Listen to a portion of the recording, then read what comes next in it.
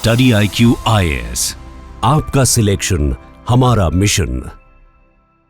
नमस्कार दोस्तों, study IQ देख रहे हैं आप और मैं हूं वरुण जौहरी। जय हिंद, जय भारत। दोस्तों, भारत में कई बार आपने सुना होगा कि सेक्स रैकेट पकड़े जाते हैं, एक्सपोज होते हैं, रेड की जाती है। लेकिन एक ऐसा केस सामने आया जिसे कहा जा रहा है कि अब तक का भारत का सबसे बड़ा पॉर्न रैकेट केस है। क्या ये पूरा केस आपको आज बताने वाले हैं। कैसे इसके तार सीधा जुड़ते हैं भारत से एक आइलैंड कंट्री साइप्रस से। साइप्रस वही देश जिसे पोर्नोग्राफी का हब कहा जाता है। तो आखिर कैसे इसके तार यहाँ तक पहुँचे, कैसे ये पूरा केस एक्सपोज हुआ। एक कपल, 400 लड़कियाँ और एक हाई टेक स्टूडियो सेटअप करीबन 5 साल से करोड़ों का इंटरनेशनल पॉर्न रैकेट चला रहे थे भारत से। लेकिन कैसे 5 सालों तक किसी भी एजेंसी की इन पर नज़र नहीं पड़ी, किस तरह से बचते रहे, ये भी आपको बताएंगे। और इसी के साथ आपको बताएंगे कि पॉर्न इंडस्ट्री के अंदर ये जो साइप्रस है, ये जो आइलैंड कंट्री है, आखिर इसका क्या रोल है। क्यों सारे ही बड़ी बड़ी जो एडल्ट वेबसाइट्स हैं, इनके हेडक्वार्टर्स या इनकी सब्सिडरीज साइप्रस में ही होती हैं। तो इसको भी पूरा एनालाइज करेंगे और उसके बाद बारीकियों तक पहुंचेंगे इस केस की। इसको भी पूरा एक्सपोज किया जाएगा, यहाँ पे आपको बताया जाएगा। शुरुआत करते हैं आज के इस वीडियो की। तो शुरुआत होती है साल 2004 से। मेडिटेरियन सी के ईस्टर्न पार्ट में एक आइलैंड कंट्री है जिसका नाम है साइप्रस। 1 मई 2004 को साइप्रस यूरोपियन यूनियन के देशों में शामिल हुई थी। लेकिन ये वो दौर था, आप सब जानते हैं, कि इंटरनेट की उपयोगिता, इंटरनेट तेज़ी से पूरी दुनिया भर में फैल रहा था, बढ़ रहा था। साथ ही साथ देखा जा रहा था कि काफ़ी सारे सोशल मीडिया प्लेटफॉर्म्स भी इस समय पर आने लगे थे।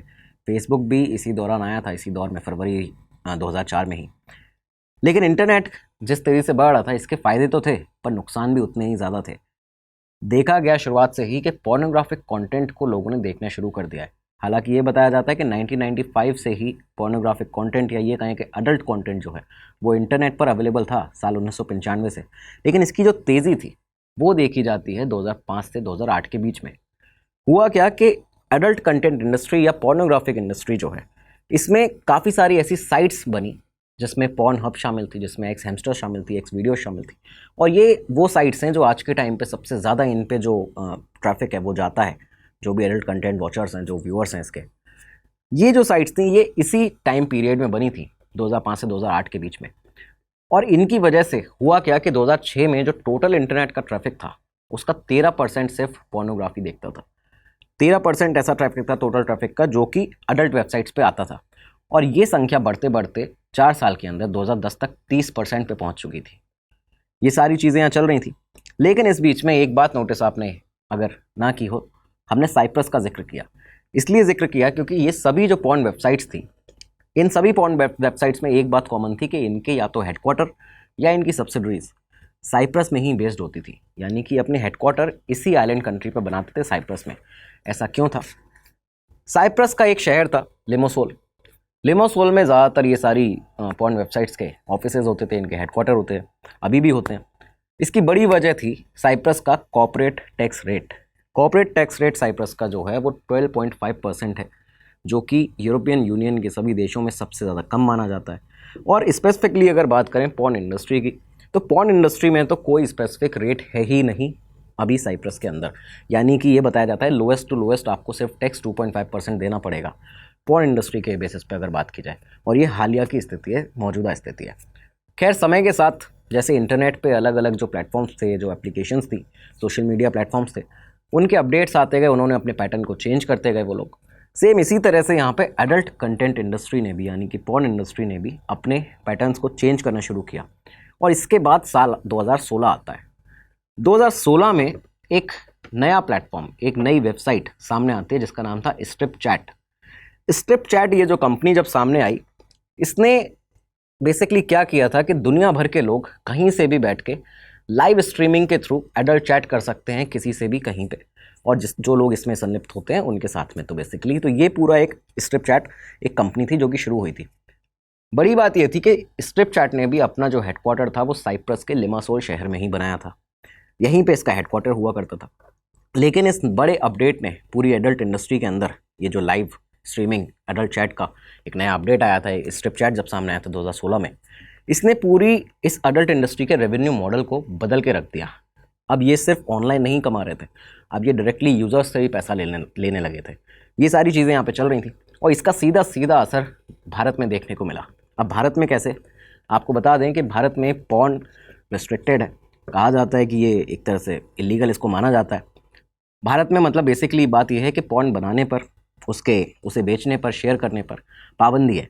लेकिन इसके बावजूद आपने ये देखा होगा कि दुनिया का तीसरा सबसे ज़्यादा पॉर्न देखने वाला देश बताया जाता है भारत। खैर, सिर्फ देखना नहीं, यहाँ पे अब जो केस हम आपको बताने वाले हैं उसमें पॉर्न बनाने का विषय है। यहाँ पे पॉर्न बनाई भी जा रही थी और इसे कहा जा रहा है कि अब तक जो हम सेक्स रैकेट देखते थे, इस बार भारत में पॉर्न रैकेट सामने आया है और अब तक का सबसे बड़ा पॉर्न रैकेट केस है, जो कि भारत के दिल्ली से, राजधानी दिल्ली के सटे हुए एनसीआर नोएडा से चल रहा था। इस केस की शुरुआत होती है मई 2018 से। मई 2018 में दिल्ली में एक सब डिजी वेंचर्स प्राइवेट लिमिटेड नाम की कंपनी को बनाया जाता है। इसका जो ऑफिस एड्रेस था, रजिस्टर्ड ऑफिस एड्रेस, वो था अग्रवाल टावर सेक्टर 5 द्वारका, दिल्ली। इसके ओनर्स थे उज्जवल और नीलू। ये दोनों पति पत्नी थे, हस्बैंड वाइफ थे। इन्होंने इस कंपनी को बनाया था, रजिस्टर कराया था। उज्जवल जो था वो रशिया में पहले रह चुका था और रशिया में उसने वहाँ पे एडल्ट एंटरटेनमेंट इंडस्ट्री, इसे कहा जाता है एडल्ट कंटेंट इंडस्ट्री, इसे बहुत नज़दीकी से देखा था। कहा जाता है कि उसकी संलिप्तता भी उसमें रही थी। करीबन इस कंपनी को रजिस्टर कराने के 2 साल के बाद 2020 आता है। 2020 में ये दोनों जो कपल थे ये पहुंच जाते हैं नोएडा, और नोएडा के एक बहुत ही रिहायशी इलाके में, एक बड़े अच्छे खासे एरिया में, जहाँ पे कई बड़े ऑफिसर्स रहते हैं, कई बड़े डॉक्टर्स वगैरह सभी के घर हैं वहाँ पे। सेक्टर 105 पहुँच जाते हैं और 105 में यहाँ इस सेक्टर में एक कोठी होती थी C-234। इस कोठी को किराए पर ले लेते हैं, रेंट कर लेते हैं इस कोठी को। ये कोठी दिल्ली के अपोलो हॉस्पिटल में काम करने वाले एक डॉक्टर साहब की थी, उन्होंने इन्हें रेंट पर दे दिया। लेकिन बड़ी बात यहाँ पे ये सामने आती है, अब जो हाल ही में इन्वेस्टिगेशन हुई है, कि जब इन्होंने इसको रेंट पर दिया था तो नोएडा के सेक्टर 105 के RWA के जो ऑफिस थे वहाँ पे कोई डॉक्यूमेंट वेरिफिकेशन का दिया ही नहीं गया था। उनके पास में कोई डॉक्यूमेंट नहीं था कि कौन आखिर किसने रेंट किया है, कौन लोग यहाँ पर रह रहे हैं इस कोठी नंबर C-234 में। खैर, इस बंगले में रहना ये दोनों शुरू करते हैं, जो कपल था। इसके बाद इन्होंने कुछ ही समय के बाद यहीं पे अपना एक बिज़नेस शुरू किया, लेकिन ये कोई आम बिज़नेस नहीं होने वाला था। इस बिज़नेस को खैर शुरू करने के लिए इन्होंने अपने घर के, इस कोठी के टॉप फ्लोर पर एक कमरा था, उसको चुना। उस कमरे में एक हाई टेक स्टूडियो सेटअप, या ये कहें कि एक high tech webcam studio setup, ये यहाँ पे बनाया जाता है। इसके अलावा एक हाई एंड ब्रॉडकास्टिंग सेटअप ये लगाया गया, जिससे कि ब्रॉडकास्टिंग जो लाइव स्ट्रीमिंग है वो लगातार चल सके। इस तरह के इक्विपमेंट्स यहाँ पे लगाए गए। ये सारी चीज़ें करने के बाद सवाल बड़ा ये सामने खड़ा होता है कि आखिर ये किया क्यों जा रहा था और इसके बाद इन्होंने क्या किया। तो ये सारा जब सेटअप इन्होंने बना लिया था इस कपल ने, इसके बाद ये साइप्रस की एक कंपनी टेक्नियस लिमिटेड के साथ कोलैबोरेशन करते हैं। साइप्रस वही देश जिसके बारे में हमने आपको बताया वीडियो की शुरुआत में।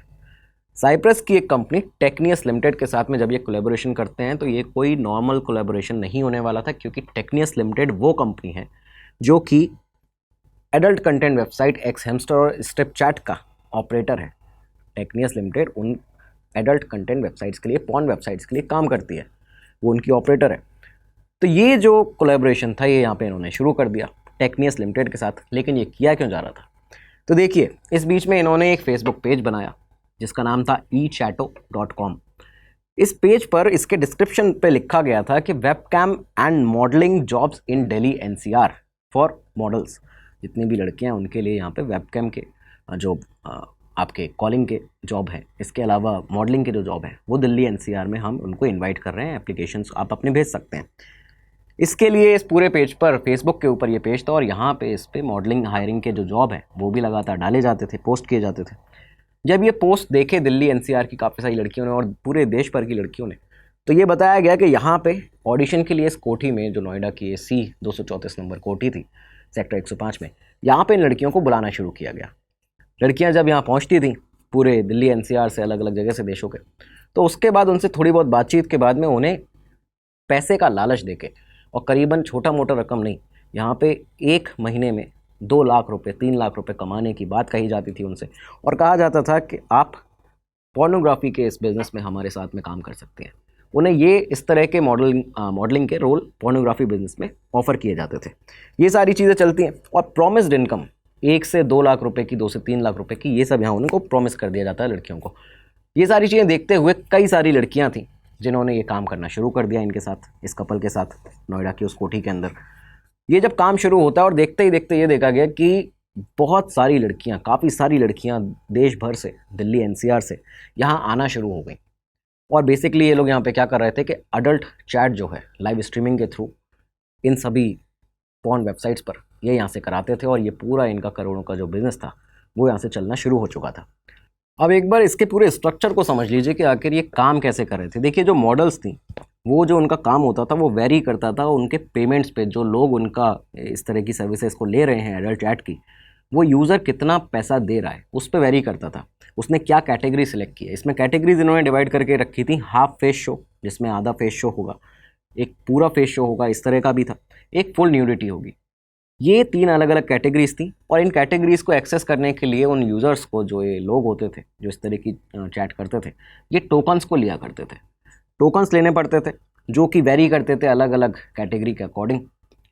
किस तरह की कैटेगरी थी वो, ये बता देते हैं आपको। व्यूअर्स जो थे उनको पहले शुरुआत में 5 से 10 सेकेंड या 15 सेकेंड तक एक प्रीव्यू दिखाया जाता था उस महिला का, जो सामने जो मॉडल है उसका। उस प्रीव्यू के बाद में यहाँ पे वो चैट रुक जाती थी। उसको कंटिन्यू वॉच करने के लिए आपको फिर यहाँ से टोकन लेना पड़ता था। अब टोकन जो था उसकी 3 अलग अलग कैटेगरी थी। पहली वीडियो चैट की कैटेगरी थी जनरल वीडियो चैट, जिसमें आपको पर मिनट 8 टोकन्स की ज़रूरत होती थी। दूसरा था प्राइवेट वीडियो चैट, जिसमें प्रति मिनट आपको 20 टोकन की ज़रूरत होती थी। और तीसरा था एक्सक्लूसिव प्राइवेट चैट, जिसमें आपको पर मिनट 40 टोकन्स की ज़रूरत पड़ती थी। और आपको ये बता दें कि पर टोकन 12 रुपये का था।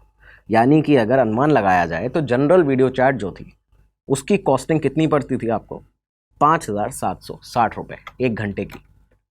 1 घंटे के लिए अगर आप जनरल जो सबसे बेसिक वाली वीडियो चैट है अगर वो करते हैं तो आपको 5,760 रुपये देने पड़ेंगे। ये सारा जो पेमेंट था इसका एक प्रोसेस बना रखा था। इनके पास इंटरफेस था, डैशबोर्ड था, इनके पास में यूपीआई के सारे माध्यम थे जहाँ से ये लोग पेमेंट लेते थे उन यूज़र से और धड़ल्ले से अपना ये जो बिज़नेस था यहाँ पे चला रहे थे। ओवरऑल जो एक एक्सपेक्टेड इनकम यहाँ से बताई जाती है कि पर आवर ये कितना पैसा कमा रहे थे, क्योंकि कई सारी मॉडल्स थी इनके पास में। तो ये बताया जाता है रेंजिंग इस इलीगल बिजनेस की 50,000 रुपये प्रति घंटे से 5 लाख रुपये प्रति घंटे तक, क्योंकि यहाँ पे काफ़ी सारी मॉडल्स थी। और ओवरऑल जो ट्रांजैक्शंस हुए हैं उनकी जो रकम है वो है 23 करोड़ रुपए। तो ये सारा कुछ जो एक बिज़नेस था वो यहाँ से चल रहा था। और इसके बाद ये जो पूरा पैसा था बेसिकली वो क्रिप्टो के ज़रिए साइप्रस भेजा जाता था। जो इनके अकाउंट में पैसा आ जाता था वो क्रिप्टो के ज़रिए साइप्रस भेजा जाता, क्रिप्टो करेंसी के ज़रिए, और वहाँ से उसके बाद फॉरेन रेमिटेंसेस के रूप में ये पैसा भारत में इनके पास में इस कंपनी के अकाउंट में, सबडिजी प्राइवेट लिमिटेड के अकाउंट्स में आता था। अब इस पैसे से भी हिस्से बटे हुए थे। ये जो कपल था ये 75% 75% खुद के पास रखते थे और 25% में से इन मॉडल्स को सैलरी दी जाती थी, इनको पैसा दिया जाता था जो कि लाखों में होता था।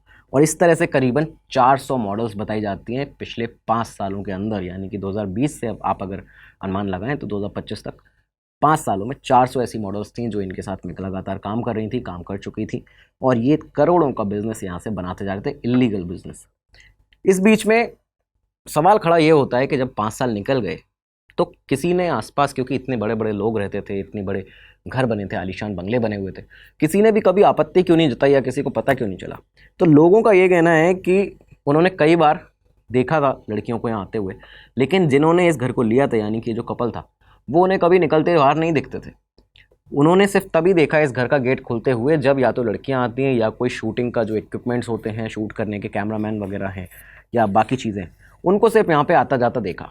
तो लोगों ने ये भी सोचा कि हो सकता है कि यहाँ कोई पॉडकास्ट या कोई वीडियो शूट होता होगा, किसी का फ़ोटो शूट होता होगा, क्योंकि नोएडा में आपको बता दें काफ़ी सारे ऐसे सेक्टर्स में अलग अलग जगह पे लोगों ने अपने पॉडकास्ट स्टूडियो सेटअप्स बना रखे हैं, वहाँ पे वो पॉडकास्ट लेते हैं। तो उस सोसाइटी के, उस सेक्टर के 105 के लोगों को लगा कि यहाँ पे ये लोग भी इसी तरह का कुछ काम करते होंगे। एक दफ़ा ये भी देखा गया कि इसी घर के पास में सेक्टर 105 नोएडा के अंदर कुछ लड़कियों को देखा इस घर के पास शराब पीते हुए, जो कि यहीं पर आती जाती रहती थी। शराब पीते हुए जब उन्हें देखा गया तो आसपास के लोगों ने आपत्ति भी जताई, बताया जाता है पुलिस को भी बुलाया, लेकिन इसके बावजूद पुलिस को ये भनक नहीं लगी या किसी इंटेलिजेंस एजेंसी को ये भनक नहीं लगी कि एक इंटरनेशनल पॉर्न रैकेट चलाया जा रहा है इस रिहायशी इलाके से, इस घर के अंदर से। तो ये सारी चीज़ें यहाँ पे थी। नोएडा से साइप्रस तक का ये जो इंटरनेशनल पॉर्न रैकेट था 5 साल तक चलता रहा, करोड़ों रुपये का यहाँ पे ट्रांजेक्शन होते रहे, किसी को भी कोई कानो कान भनक नहीं पड़ रही थी। इसका एक बड़ा रीज़न था आखिर ये बचते कैसे रहे। ये चीज़ आपको समझनी बहुत ज़रूरी है कि इन्होंने आखिर किया क्या था। देखिए, दरअसल इन लोगों ने बैंक स्क्रूटनी से बचने के लिए, बैंकिंग स्क्रूटनी से बचने के लिए, उसको बाईपास एक तरह से करने के लिए क्या किया था कि अपने अकाउंट में इन्होंने फर्जी पर्पस कोड बताए थे। यानी कि जब आपको एक फॉरेन रेमिटेंस जब आपके अकाउंट में आते हैं तो आपको जब जो पैसा आता है आपको उसका एक पर्पस कोड बताना होता है कि आपके अकाउंट में ये लोग पैसा बाहर से क्यों डाल रहे हैं। उसके लिए इन्होंने जो पर्पस कोड बताए थे एजेंसीज को मिसलीड करने के लिए, इन्होंने कहा था कि हम यहाँ पे जो पैसा हमें आता है वो एडवर्टाइजिंग का आता है, मार्केट रिसर्च का काम करते हैं हम लोग, हमारी जो कंपनी है पब्लिक ओपिनियन का काम करती है और पोलिंग सर्विसेज का काम करती है, तो इस वजह से हमारे पास ये पूरा पैसा आता है। इस तरह का पर्पस कोड ये वहाँ पे देते थे हर ट्रांजैक्शन का, जो भी पैसा वहाँ से आ रहा था बाहर से, साइप्रस से। इसके अलावा सबडिजी वेंचर्स प्राइवेट लिमिटेड, ये जो कंपनी रजिस्टर कराई गई थी, इसका रजिस्टर्ड ऑफिस कहाँ था? द्वारका में, दिल्ली के अंदर। ऑपरेट ये लोग कहाँ से कर रहे थे? ये जो पूरा स्टूडियो बनाया था ये बनाया था इन्होंने नोएडा में। और इसके अलावा उस घर के बाहर, उस कोठी नंबर C 234 के बाहर जो गाड़ी खड़ी मिली है उसका नंबर जो है वो न्यू अशोक नगर दिल्ली का एड्रेस था।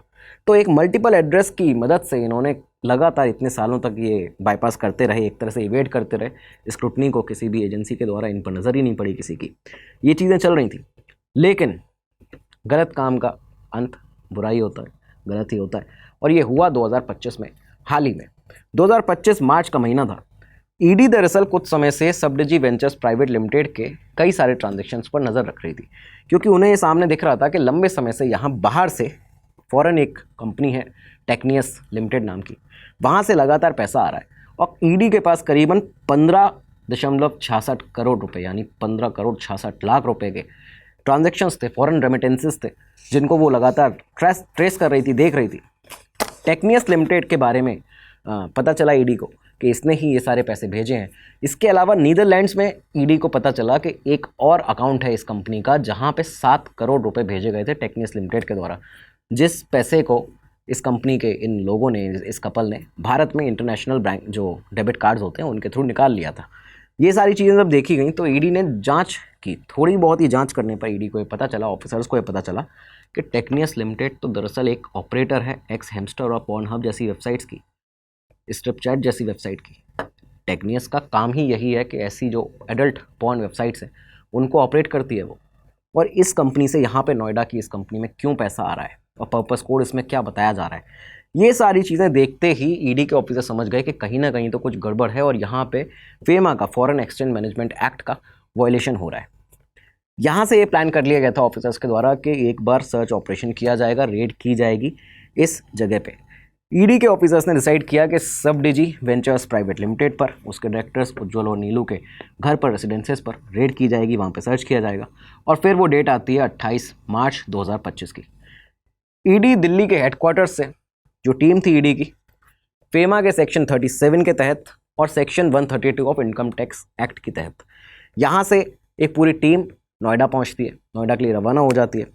जैसे ही टीम इस घर पे पहुँची, सेक्टर 105 कोठी नंबर C 234, जैसे ही यहाँ पे टीम पहुँची तो इन दोनों से पूछा गया, ये कपल वहाँ पे मौजूद था, इनसे पूछा गया कि आखिर आप क्या काम करते हैं, क्यों आपके अकाउंट में ये जो पैसे आ रहे हैं, आपने जो पर्पस कोड बताया, और ये इस कंपनी से क्यों आ रहे हैं, साइप्रस की।